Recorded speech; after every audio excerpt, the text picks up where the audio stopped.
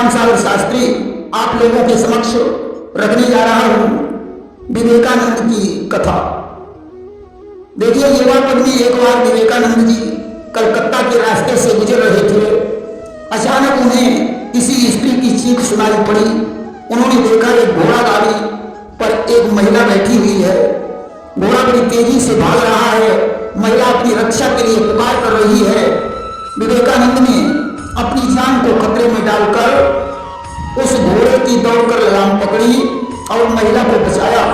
महिला ने अपनी कृतज्ञता व्यक्त की। विवेकानंद जी ने रामकृष्ण मठ, रामकृष्ण मिशन और बेलूर मठ की स्थापना की थी। उन्हें आध्यात्मिक गुरु माना जाता है। 1893 में उन्होंने शिकागो धर्म महासभा में भाग लिया। अमेरिका और इंग्लैंड में 4.5 वर्ष प्रवचन कार्य किया।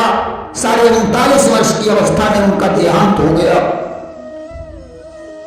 स्वामी विवेकानंद का जन्म कलकत्ता में 12 जनवरी 1863 में दत्त परिवार में हुआ था।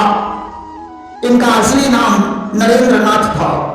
इनके पिता विश्वनाथ दत्त एक वकील थे। इनकी माता का नाम भुवनेश्वरी देवी था। नरेंद्र नाथ बचपन में बहुत नटखट थे।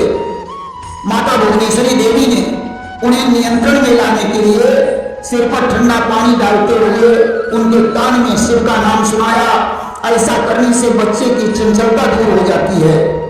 माता उन्हें रामायण और महाभारत की कहानियां सुनाया करती थी। नरेंद्र राम और सीता की पूजा करते थे।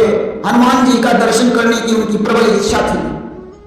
एक बार वे शिव मूर्ति के सामने ध्यान मग्न बैठे हुए थे। अचानक वहां एक सर्प आ गया। अन्य बालक भाग खड़े हुए, परंतु उन्होंने स्थान नहीं छोड़ा। सर्प के चले जाने के बाद बच्चों ने कहा कि आप सर्प को देखकर भागे क्यों नहीं? तो उन्होंने कहा कि मैंने तो जान ही नहीं पाया कि सर्प कब आया और कब चला गया। नरेंद्र साधु संतों को देखकर बड़े प्रसन्न हो जाते थे। 6 वर्ष की अवस्था में उन्हें पाठशाला में भेजा गया।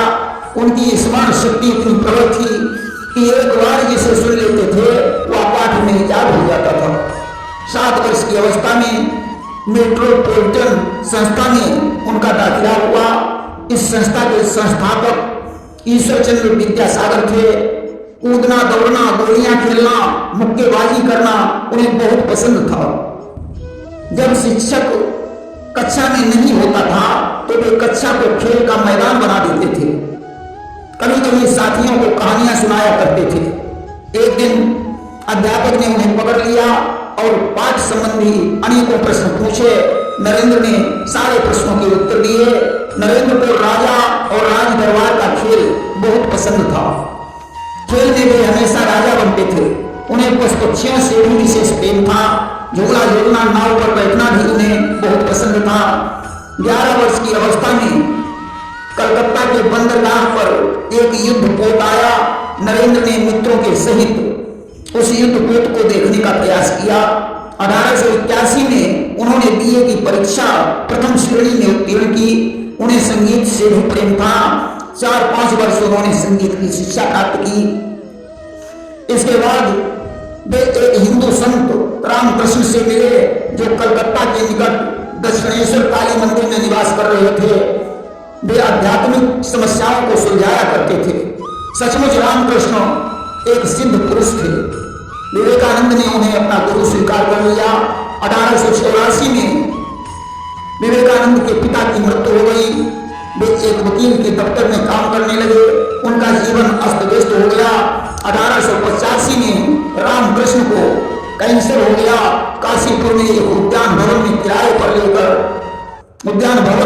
पर लेकर नरेंद्र युवा शिष्य सहित उनकी सेवा करने लगे। 16 अगस्त 1886 में रामकृष्ण समाधि में निमग्न हो गए। बराहनगर में किराए पर एक घर लेकर उन्होंने रामकृष्ण संघ के पहले मठ की स्थापना की। नरेंद्र नाथ मठ में 2 वर्ष तक रहे। 1888 में वे मठ छोड़कर 14 दिन के लिए बनारस चले गए। वहां भास्करानंद से उनकी भेंट हो गई। एक दिन स्वामी जी दुर्गा मंदिर में मां का दर्शन करने गए। वहां बंदरों का समूह उन पर दौड़ पड़ा। स्वामी जी भागने लगे। बंदरों ने उनका पीछा किया। उसी समय एक बूढ़े सन्यासी ने कहा कि रुक जाओ, इन दुष्टों का सामना करो। स्वामी जी रुक गए, बंदर घबराकर भाग गए। स्वामी जी इस पर जोर से ठहाका मारकर हंसे।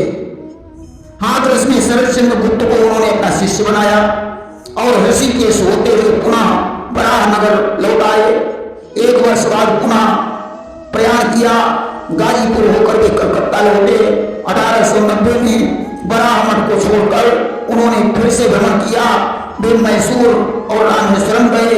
अब उन्होंने अमेरिका की यात्रा की। मद्रास में उनके कई अनुयायी बने। 21 मई 1893 में वे बंबई से जहाज द्वारा श्रीलंका, सिंगापुर, हांगकांग, चीन और जापान गए। अमेरिका में 11 सितंबर 1893 को एक धर्म महासभा का उद्घाटन हुआ, जहां 4,000 श्रोताओं की भीड़ थी। स्वामी विवेकानंद वहां पहुंचे। अध्यक्ष के अनुरोध पर उन्होंने भाषण दिया। उन्होंने कहा, अमेरिका वासी बहनों और भाइयों, ऐसा संबोधन करने पर जनता मंत्रमुग्ध हो गई। उन्होंने अपने छोटे से भाषण में दर्शाया कि हिंदू धर्म सभी धर्मों को सत्य समझता है और सभी धर्मों को स्वीकार करता है। पत्रकारों ने उनकी तारीफ के कुर्बान दिए। इस तरीके से वे अमेरिका में आध्यात्मिक आचार्य के रूप में स्वीकार किए गए। जून 1895 में सहस्त्र द्वीप गए, जहां वे 49 दिनों तक रहे। गुरविंद स्वामी जी के भाषणों को लिपिबद्ध करते थे, जो उनके साथ भारत में आए थे और भारत में ही उनकी मृत्यु हो गई। ज्ञान योग, राजयोग, कर्म योग, उनके भाषणों के 3 पुस्तकें छापी गई। इंग्लैंड, यूरोप, अमेरिका में उनके अनेक शिष्य हो गए। 4 जुलाई 1902 में वे संसार को छोड़कर विदा हो गए। उनका संदेश था, उठो जागो और लक्ष्य प्राप्ति तक ठहरो मत। स्वामी विवेकानंद ने अपने उपदेश में यह भी कहा कि मनुष्य में कोई भेद नहीं है, समस्त शक्ति तुम्हारे भीतर है, किसी को दीनहीन समझना पाप है। उठो जागो और सोओ मत, अपने असली स्वरूप को पहचानो। आत्मा का न कभी जन्म होता है न मृत्यु। मन शब्द ही दुर्बलता का मूल है। उठो और साहसी बनो, वीरवान हो जाओ। उठो जागो, स्वयं जग कर औरों को जगाओ। उठो जागो, तब तक रुको नहीं जब तक लक्ष्य प्राप्त न हो जाए। बल ही जीवन है और निर्बलता ही मृत्यु है। हम आत्मा हैं और आत्मा कभी मरता ही नहीं है। कभी अपने को दुर्बल मत समझो, शक्तियां तुम्हारे भीतर विद्यमान हैं। राष्ट्र को महान बनाने के लिए 3 चीजें आवश्यक हैं: सदाचार की शक्ति में विश्वास, ईर्ष्या और संदेह का परित्याग, सत्कर्म करने के लिए यत्नवान की सहायता। तुम स्वयं अपने भाग्य के निर्माता हो। आंखें मूंद लोगे तो अंधकार दिखाई देगा और आंखें खोलने पर प्रकाश दिखाई देता है। अपने को महान समझो तो तुम सचमुच महान बन जाओगे। या कभी मत सोचो कि मैं यह नहीं कर सकता हूं। जिसे खुद पर विश्वास नहीं, उसे ईश्वर पर विश्वास कैसे हो सकता है? यदि तुम्हें 33 कोटि देवताओं के ऊपर श्रद्धा है और अपने आप पर नहीं है, तो तुम्हारा मोक्ष कभी हो ही नहीं सकता। नचिकेता के समान श्रद्धाशील बनो। बिना श्रद्धा के मनुष्य कैसे बन सकते हो? उठो, खड़े हो जाओ, लड़ो और एक भी पैर पीछे न रखो। काय होकर कुछ भी लाभ नहीं उठा सकते। ऊंच नीच, गरीब अमीर, छोटे बड़े, सभी में एक ही आत्मा है। आस्ति अस्ति कहो, नास्ति नास्ति करके तो देश चला जाएगा। सर्वदा प्रसन्न रहो, आपत्ति से डरो मत। संघर्ष एक बड़ा पाठ है। क्षमता और नम्रता ही संसार के संग्राम में विजय देता है। पाप और दुख दुर्बलता के ही फल है। शरीर को सुरक्षित करके मन पर अधिकार प्राप्त करो। मैं कितना दुखी हूं, यह सोचते रहना आसुरी भावना है।